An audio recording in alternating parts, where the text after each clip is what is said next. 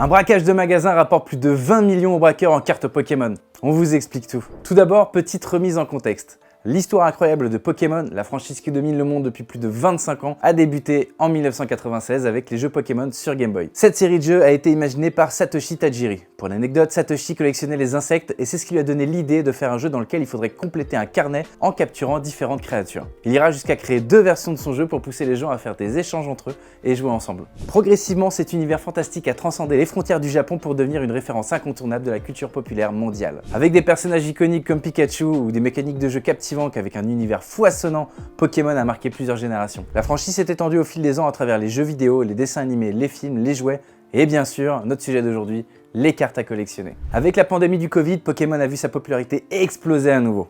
Aux États-Unis avec des personnalités comme Logan Paul ou encore en France avec Michou, ceux-ci ont joué un rôle crucial dans ce nouveau souffle des cartes Pokémon. Logan Paul, célèbre youtubeur, a notamment battu un record en dépensant 6 millions de dollars pour acquérir une carte rare de Pikachu en 2022. Quant à Michou, il dépensera pas le moins de 50 000 €, ouais, vous m'avez bien entendu, dans un display du set de base qui, 5 ans en arrière, cotait encore à 2500 €. Et là où certains pensent que ce regain d'intérêt n'était que passager, un fait divers semble pointer le contraire. À Tokyo, un vol spectaculaire a frappé un magasin de cartes. Avec plus de 300 cartes dérobées pour une valeur estimée de 20 millions de yens, soit environ 130 000 € dérobés en moins de 2 minutes.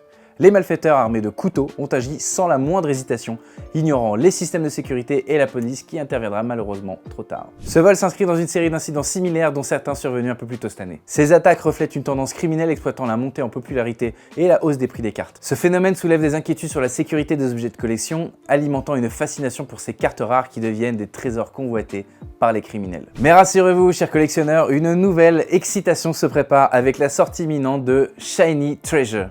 Une extension très attendue venant d'arriver au Japon et qui débarquera chez nous fin janvier sous le nom de Destiné à Paldea. Cette extension se concentrera sur les Pokémon chromatiques, c'est ceux qui changent de couleur, et devrait relancer un intérêt certain chez les collectionneurs. Restez informés via nos réseaux sociaux car nous partagerons sans aucun doute quelques ouvertures ensemble. Merci de nous avoir suivis et n'hésitez surtout pas à vous abonner pour explorer davantage l'univers fascinant des cartes Pokémon et d'autres sujets de pop culture. A très bientôt pour de nouvelles ouvertures et de nouvelles aventures et surtout restez geeks. Ciao!